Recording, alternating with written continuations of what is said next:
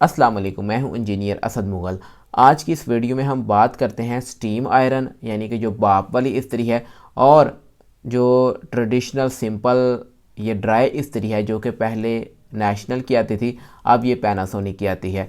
इन दोनों की खूबियां और ख़ामियां देखेंगे और लास्ट पे हम बात करेंगे कि आपके लिए कौन सी इस्त्री ज़्यादा बेहतर रहेगी। तो दोस्तों, सबसे पहले नंबर पे अगर हम बात करें इन दोनों के इस्तेमाल की कि इस्तेमाल में कौन सी इस्त्री ज़्यादा कन्वीनियंट है, आसान है, तो देखा जाए तो दोनों इस्त्रियाँ इस्तेमाल में बहुत आसान हैं। अगर तो आप अपनी अम्मी को कोई इस्त्री लेके देना चाहते हैं या बुज़ुर्ग अफराद को लेके देना चाहते हैं तो फिर आपके लिए जो ट्रेडिशनल इस्त्री है ड्राई, ये पैनासोनिक की इस्त्री है, ये ज़्यादा बेहतर रहेगी। क्योंकि जो ऐसा बंदा है जो कि पहली दफ़ा स्टीम आयरन को इस्तेमाल करता है उसके लिए थोड़ी सी दिक्कत पेश आती है। इसका इस्तेमाल जो है वो थोड़ा सा ट्रिकी है।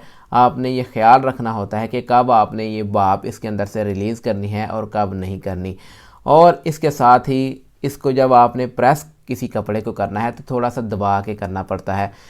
इसके मुकाबले में जो ये ट्रेडिशनल इस्त्री है इसका वैसे ही वज़न बहुत ज़्यादा होता है और आप इसको जैसे मर्ज़ी इस्तेमाल करें, हैवी ड्यूटी में इसको इस्तेमाल करें, कोई मसला दरपेश नहीं आता।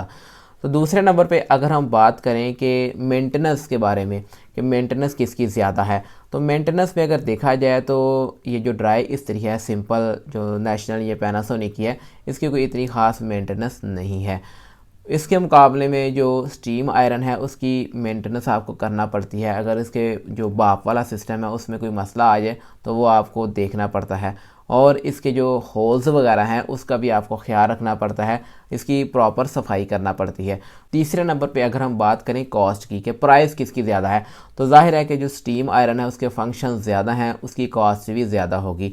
और आजकल को जो चाइना की इस्त्रियाँ आती हैं वो स्टीम आयरन भी इतनी ज़्यादा महंगी नहीं होती। जो ओरिजिनल जापानीज़ या मलेशियन पैनासोनिक की इस्त्री है वो ज़्यादा महंगी है क्योंकि इनकी जो क्वालिटी है वो बहुत ही बेहतर होती है और इसके साथ ही इसके अंदर हीट को होल्ड करने की कैपेसिटी बहुत अच्छी होती है क्योंकि इसकी जो प्लेट है, जो नीचे प्लेट है वो बहुत बेहतर होती है और उसके अंदर हीट काफ़ी देर तक स्टोर रहती है। आम तौर पे देखा गया है कि जो हल्की इस्त्री है स्टीम आयरन भी जैसे होती है, जब आप उससे कोई कपड़ा प्रेस करने लगते हैं तो वो जल्दी ठंडी पड़ जाती है।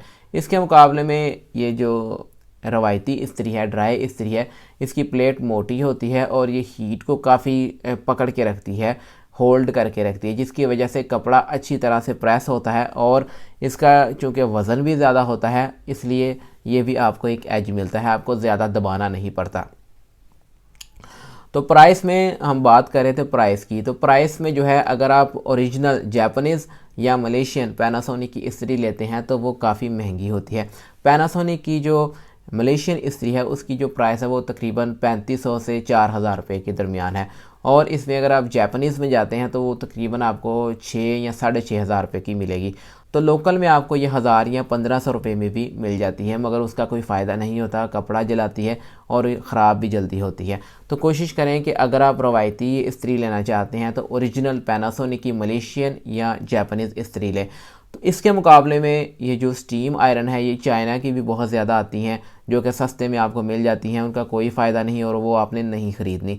अगर आप स्टीम आयरन लेना चाहते हैं तो वो आप फ़िलिप्स की लें, फ़िलिप्स की ओरिजिनल फ़िलिप्स की, वो काफ़ी अच्छी होती है, लॉन्ग लास्टिंग होती है और इस्तेमाल में भी बहुत आसान है, मेंटेनेंस भी उसकी कोई इतनी ख़ास नहीं होती। इसके अलावा जो पैनासोनिक की ओरिजिनल इस्त्री है वो भी बड़ी अच्छी है स्टीम आयरन में। तो चौथे नंबर पे अगर हम बात करें रिपेयरिंग की, तो रिपेयरिंग में जो ट्रेडिशनल सिंपल ड्राई इस्त्री है उसकी रिपेयरिंग बहुत आसान है, सस्ती है, इसके पार्ट्स भी हर जगह से आराम से मिल जाते हैं। इसके मुकाबले में जो स्टीम आयरन है उसके पार्ट्स थोड़े से महंगे हैं और रिपेयरिंग भी महंगी है और हर बंदा इसकी रिपेयरिंग भी करने के काबिल नहीं होता। तो जब आपने इसकी रिपेयरिंग भी करवानी है तो देख चाह के करवानी है कि कौन सा बंदा इसके लायक है। इसके बाद हम बात करते हैं कि आपके लिए कौन सी इस्त्री ज़्यादा बेहतर रहेगी।